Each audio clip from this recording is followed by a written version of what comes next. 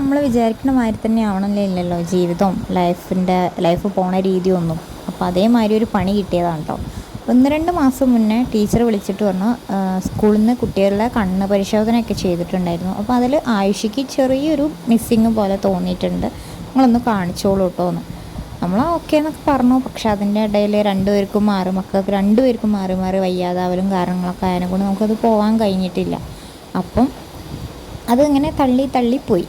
പിന്നെ അത് കഴിഞ്ഞ് ഇപ്പം 2-3 ദിവസം മുന്നേ ഞാൻ ജസ്റ്റ് ഒന്നിങ്ങനെ വായിപ്പിക്കുകയായിരുന്നു. ടെക്സ്റ്റൊക്കെ ഒന്ന് വായിപ്പിക്കുമ്പോൾ ആൾക്കൊന്നും വായിക്കാൻ കിട്ടണില്ല. അപ്പം ഞാൻ ടീച്ചറോട് പറഞ്ഞു ഇങ്ങനെ ഒന്നും വായിക്കണില്ല എന്ന് പറഞ്ഞപ്പോൾ എൻ്റെ അടുത്ത് പറഞ്ഞു അതങ്ങനെയാണ്, ഇപ്പോൾ കുറച്ച് കാലമായിട്ട് ആ കുട്ടി ബ്ലാക്ക് ബോർഡിൽ എഴുതിയതൊന്നും കാണുന്നില്ല എന്ന് പറയുന്നുണ്ട്. അപ്പം എന്താണെന്നുള്ളത് നിങ്ങളൊന്ന് ശരിക്കും കൊണ്ടുപോയി ടെസ്റ്റ് ചെയ്തോളൂ എന്ന് പറഞ്ഞു. അപ്പം തന്നെ ഞാൻ പറഞ്ഞു നാളെ എന്തായാലും പോകണം, പോയില്ലെങ്കിൽ ചിലപ്പം പണി കിട്ടാനുള്ള ചാൻസ് ഉണ്ട്.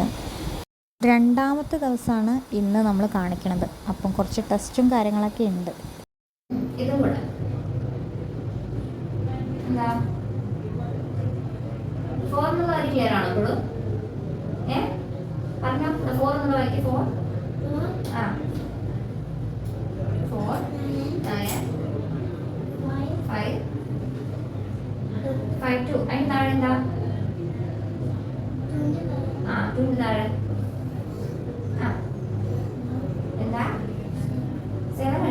ടെസ്റ്റൊക്കെ കഴിഞ്ഞപ്പോൾ ഡോക്ടർ പറഞ്ഞു ലെൻസ് വെക്കണം എന്നുള്ളത് നിർബന്ധമാണ്, സ്പെക്സ് വെക്കണം നിർബന്ധമാണ്. അതിലാദ്യം ഒരു സങ്കടം തോന്നി. കാരണം ഇത്ര ചെറുപ്പത്തിലേ സ്പെക്സ് വെക്കുക എന്നൊക്കെ പറഞ്ഞാൽ അതൊരു ബുദ്ധിമുട്ടല്ലേ എന്നുള്ള രീതിയിൽ.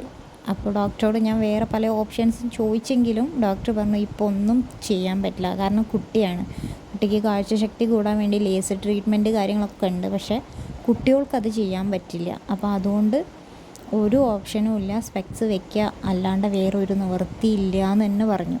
അതിലാകെ സങ്കടമായിട്ടോ. എന്നാലും നമ്മൾ വേറൊന്നും നിവൃത്തിയില്ലാത്തത് കൊണ്ട് സ്പെക്സ് മേടിക്കണം, വെക്കണം, എന്നാലേ ഉള്ള കണ്ണിൻ്റെ കാഴ്ച പ്രോപ്പറായിട്ട് കിട്ടത്തുള്ളൂ. അപ്പം ചിലപ്പം ഒരു 2-3 കൊല്ലമൊക്കെ ഇങ്ങനെ അടുപ്പിച്ച് വെക്കുമ്പോൾ ആദ്യത്തെ ആ ഒരു കാഴ്ചയിലേക്ക് വരാനുള്ള ചാൻസ് ഉണ്ട് എന്ന് പറഞ്ഞു. കുട്ടികൾ വലുപ്പം വെച്ച് വരുന്നതിനനുസരിച്ച് എല്ലാവരുടെയും ശരീരത്തിലുള്ള ഞരമ്പുകളും കാര്യങ്ങളൊക്കെ വലുപ്പം കൂടുമല്ലേ.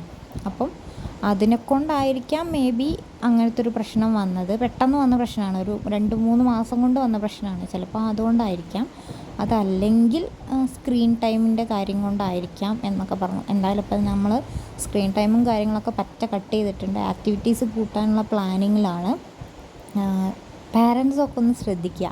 കാരണം നമ്മൾ ജസ്റ്റ് ഇങ്ങനെ പിന്നെ നോക്കാം എന്ന് പറഞ്ഞ് തട്ടിക്കൊണ്ട് പോയാൽ കഴിയാത്തത് കൊണ്ട് മാത്രം കേട്ടോ, അല്ലാണ്ട് കഴിഞ്ഞിട്ടല്ല, കഴിയാത്തത് കൊണ്ട് മാത്രം മാറ്റിവെച്ച കാര്യമായിരുന്നു. പക്ഷെ അത് ഇങ്ങനെ വരുന്നുള്ള മനസ്സാ വാച അറിഞ്ഞിട്ടില്ല. എന്തായാലും ഒരു ചെറിയൊരു സങ്കടം ഉണ്ടായിരുന്നു. പിന്നെ ഒരു ടെൻഷനാണ്, എങ്ങനെ ഈ സ്പെക്സ് വെച്ച് നടക്കുമ്പോൾ വീഴുമോ എന്നുള്ളതൊക്കെ ഉണ്ടായിരുന്നു. പക്ഷേ അതിന് ഡോക്ടർ തന്നെ പറഞ്ഞു ക്ലാസ്സിൽ പോകുമ്പോൾ മാത്രം വെച്ചാൽ മതി, ബസ്സിൽ കയറുമ്പോഴോ വരുമ്പോഴോ വേറെ ഒന്നിനും സ്പെക്സ് യൂസ് ചെയ്യരുത് എന്നുള്ളത്. അപ്പോൾ അതൊക്കെ കേട്ടപ്പം ഒരു ചെറിയ ടെൻഷനൊക്കെ മാറിയിട്ടുണ്ട്. അപ്പം ഈ ഒരു വീഡിയോ എല്ലാം കൂടെ കൂട്ടിച്ചേർത്തൊരു വ്ളോഗ് ചെയ്യണമെന്ന് വിചാരിച്ചത് എന്താ വെച്ചാൽ ഇതൊരു മെമ്മറി ആയിട്ട് എവിടെയെങ്കിലും നിൽക്കട്ടെ എന്ന് വിചാരിച്ചു. അതുകൊണ്ടാണ്